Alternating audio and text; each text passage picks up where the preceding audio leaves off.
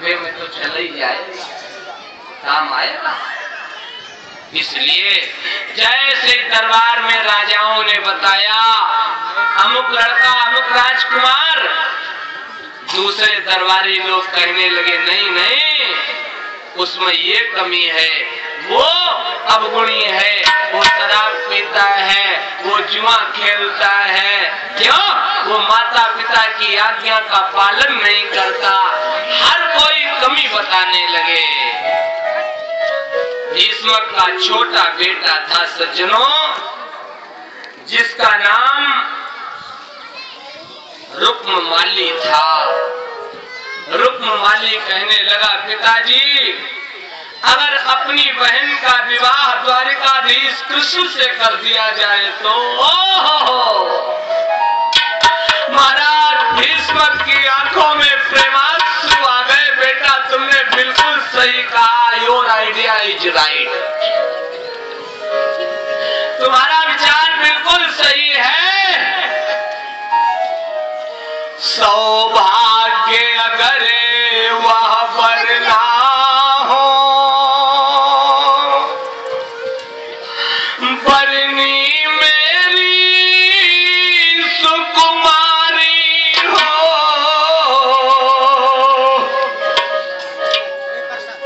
बेटा हमारे दरवाजे पर कन्हैया अगर दूल्हा बन करके आवे तो इन बूढ़ी आंखों का जीवन सार्थक हो जाए, हमारा बुढ़ापा सुधर जाए। सौभाग्य अगर वह वरना हो, बरनी मेरी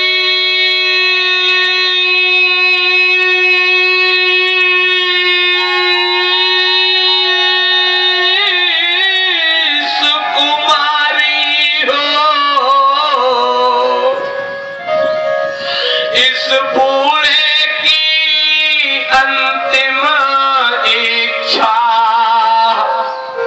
प्रभु चरणों में बलिहारी हो। मेरे जीवन की अंतिम इच्छा, it's my last wish, wish माने इच्छा, ये मेरे जीवन की अंतिम इच्छा है।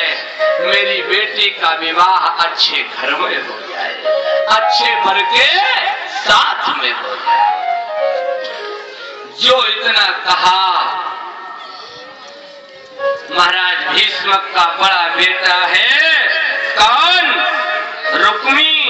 रुक्मी कहने लगा पिताजी क्या कह रहे हैं? जिसके बाप का सही पता नहीं है, कोई कहता देवकी वसुदेव का है, कोई कहता नंद और यशोदा का है, जिसके बाप का सही पता नहीं, ऐसे के साथ में अपनी बहन का विवाह कदापि नहीं कर सकता। परीक्षित जी जो इतनी बात कही, सभा में सन्नाटा छा गया, और जो सभा में सन्नाटा छाया, सभा में सन्नाटा छा गया।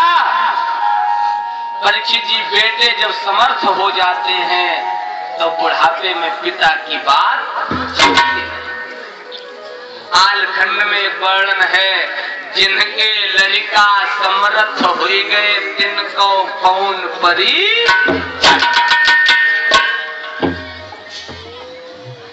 परेशान हो गए महाराज भीष्म, क्या किया जाए। बेटा अगर कन्हैया से विवाह नहीं करोगे, बेटी विवाह के योग्य हो गई, तुम्हारी बहन का विवाह होना है, फिर किससे करोगे? रुक्मी कहने लगा पिताजी हमारी बहन का विवाह चेदीराज शिशुपाल से होगा। ध्यान देना, शिशुपाल कौन? रुक्मी का सगा साला है।